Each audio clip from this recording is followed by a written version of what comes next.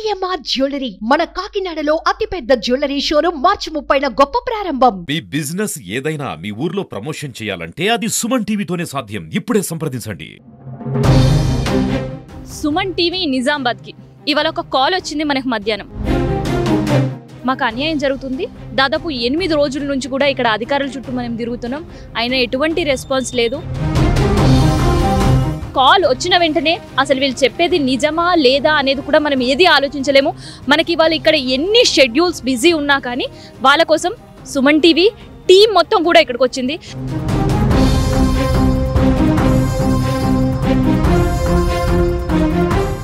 మీరు చేయబట్టి అంటే మీ ఇన్వాల్వ్మెంట్ మేము 8 డేస్ బ్యాక్ చేస్తుంటే అయిపోయేది అని అనిపించింది మాకు. చాలా ధన్యవాదాలు.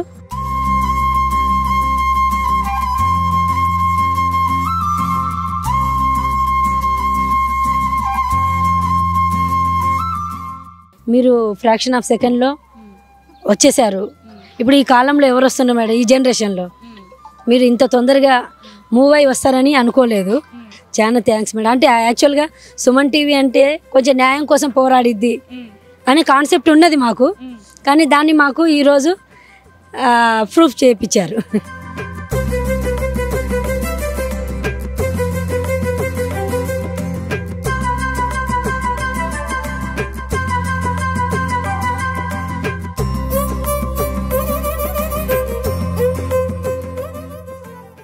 సుమన్ టీవీ నిజామాబాద్కి ఇవాళ ఒక కాల్ వచ్చింది మనకు మధ్యాహ్నం.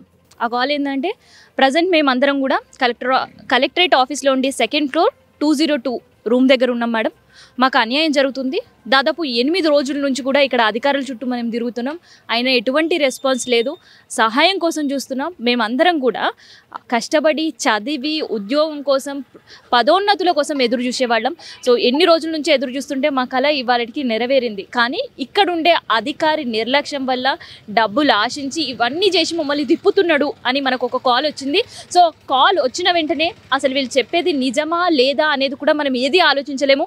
మనకి ఇవాళ ఇక్కడ ఎన్ని షెడ్యూల్స్ బిజీ ఉన్నా కానీ వాళ్ళ కోసం సుమన్ టీవీ టీం మొత్తం కూడా ఇక్కడికి వచ్చింది. సో మనం వచ్చి వాళ్ళతో మాట్లాడినాం. 2nd ఫ్లోర్లో చాలా గందరగోళ పరిస్థితి ఉండే, అక్కడి నుంచి టీంతో పాటు వీళ్ళందరినీ కూడా కిందకి ఈడ్ చేసిన పరిస్థితి. పోలీస్ సిబ్బంది ఎవరు కూడా మీరు ఇక్కడ ఉండొద్దు అనే రిస్ట్రిక్షన్స్ పెట్టినరు, అయినా కూడా మనం పట్టు వదలలేము. అధికారులతో మాట్లాడే ప్రయత్నం చేశాము, మాట్లాడాము. ఎండ్ ఆఫ్ ద డే వీళ్ళు దాదాపు 8 రోజుల నుంచి తిరిగినా పట్టించుకొని వాళ్ళు సుమన్ టీవీ టీం వచ్చి ఒక్కసారి మాట్లాడిన తర్వాత రెస్పాండ్ అవ్వడంతో పాటు వాళ్ళకి ఆర్డర్ కాపీ అనేది చేతికియడం జరిగింది.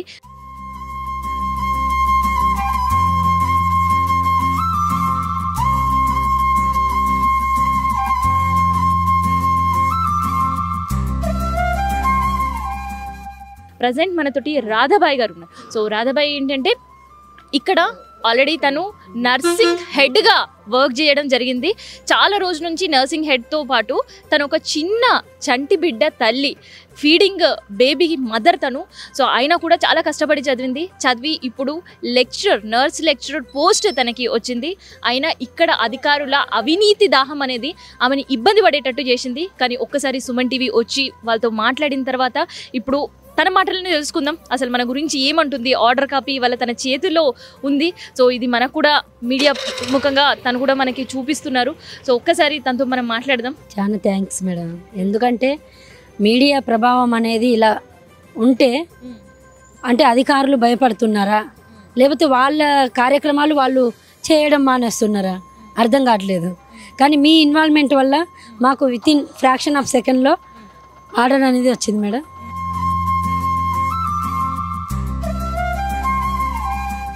మీరు చేయబట్టి అంటే మీ ఇన్వాల్వ్మెంట్ మేము 8 డేస్ బ్యాక్ చేస్తుంటే అయిపోయేది అని అనిపించింది మాకు. చాలా ధన్యవాదాలు.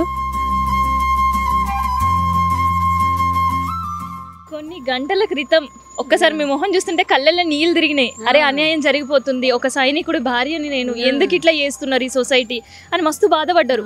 ప్రమోషన్ చేజారిపోతుంది, వాళ్ళు ఒక్కరోజు నాకు ఆర్డర్ లేకపోతే అని ఇబ్బంది పడ్డారు. ఇప్పుడు చాలా సంతోషం ఉంది మేడం. ఎందుకంటే మీరు చూపించిన వితిన్ ఫ్రాక్షన్ ఆఫ్ సెకండ్లో వచ్చి రియాక్ట్ అయ్యి మాకు అంటే ఒక న్యాయం లాగా ఇండైరెక్ట్ న్యాయం చేశారు. అంటే డైరెక్ట్గా స్క్రోల్ అయినా సరే ఇండైరెక్ట్గా మాకు ఒకలాంటి అష్యూరెన్స్ ఇచ్చారు. చాలా గ్రేట్ మేడం. ఇలానే మా బ్లెస్సింగ్స్తో మీ సుమన్ టీవీ అనేది ఫర్ టుగెదర్గా అలా మూవ్ అయిపోవాలని మేము ఆకాంక్షిస్తాం. అండి మీకు ఆర్డర్ థ్యాంక్ యూ మేడం. మాకు కూడా చాలా సంతోషంగా ఉంది. Thank you so much madam. So ఇవాళ కొంచెం ఇలాంటి హెల్త్ డిపార్ట్మెంట్లో కూడా ఇలాంటి ఉంటే కొంచెం మీరు అబాలిష్ అయ్యేదాకా కృషి చేయండి మేడం.